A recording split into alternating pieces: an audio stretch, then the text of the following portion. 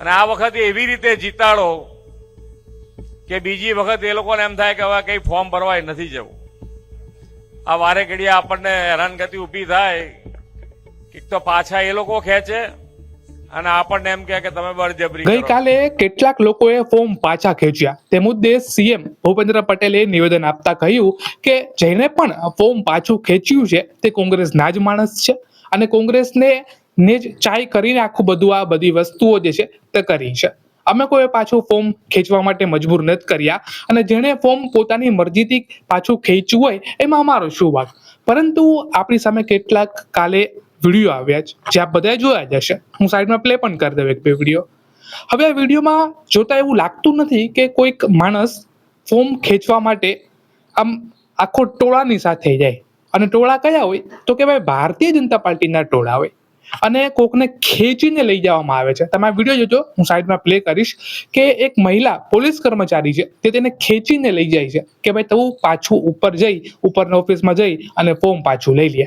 અમુક ઓફિસના એવા પણ વિડીયો સામે આવ્યા છે જે ભારતીય જનતા પાર્ટીના ખેસ પહેરી અને લોકો ઓફિસની અંદર જાય છે અને જે યુવક છે તેને સાઇન કરાવડાવે છે અને અમુક તો એવા પણ વિડીયો આવ્યા સામે કે જેમાં ઓફિસ કર્મચારી પોતે જ ફોર્મ ભરે છે, ખાલી સાઇન જ કરવાઈને કાગળિયું આપે છે, બાકી એને કઈ ખબર જ નથી ઉમેદવારને કે શું થઈ રહ્યું છે.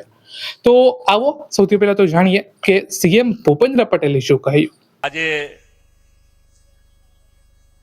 ખરેખર આનંદનો દિવસ છે.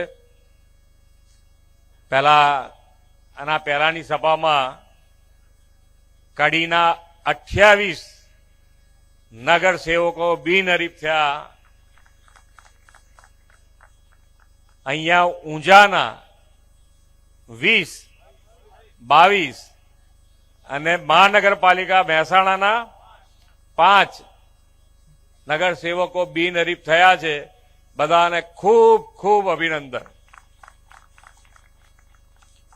આ જ પ્રમાણેનો જુસ્સો તારીખ 26 સુધીના આપણે જાળવી રાખવાનો છે અને એક પણ કમળ જ્યાં જ્યાં કમળો ઉભા છે, જે ઉમેદવાર આપણા ઉભા છે એ બધાને ભારી બહુમતીથી આપણે બધાએ જીતાડવાના છે.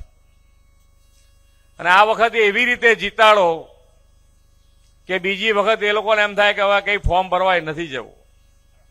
આ વારે ઘડીએ આપણને હેરાનગતિ ઉભી થાય કે તો પાછા એ લોકો ખેંચે અને આપણને એમ કહે કે તમે બળજબરી કરો છો.